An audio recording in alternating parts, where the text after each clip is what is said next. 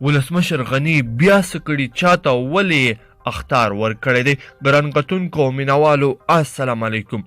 افغانستان هغه هیواد دی چې ډیر څه نورو هیوادونو ته د قاچاق په توګه رسیږي، چې په دې قاچاق کې لرګي، قیمتي ډبرې، زعفران، جلغوزي، پیستا او همداسې ډیر نور توکي شامل دي. د یادولو وړ ده چې قاچاق د دې لپاره ترسره کیږي چې یا توکي له مالی خلاص شي او ګټه یې صرف معافیه ته ورسیږي. کوم هیواد ته چې قاچاق کیږي هغه یې بیا پر خپل نوم او نشان پر ډیره لوړه بیه نورو هیوادونو ته لیږدوي. د ولسمشر د تازه حکم پر اساس د افغانستان د جلغوزیو، پیستي او زعفرانو قاچاق منع اعلان شوی دی.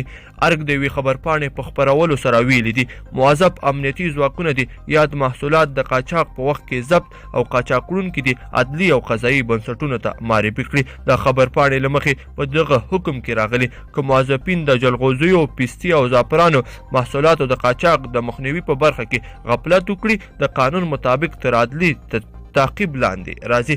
د دې حکم په اساس ملي، دفاعي او کورنیو چارو وزارتونه، امنیتي ارګانونه او اړوند ادارې موظفې دي چې د چارو ادارې تخنیکي معاونت سره په همغږۍ د یو مشخص پلان مطابق د هیواد ځمکنیو او هوایي پولو کې د جلغوزیو، پیستي او زعفرانو د قاچاق د مخنیوي په اړه لازم اقدامات وکړي. ګرانو کتونکو کوم ویډیو خوښه شوې وي لایک کړئ او د سره او نورو دوستانو سره هم شریک کړئ. مننه.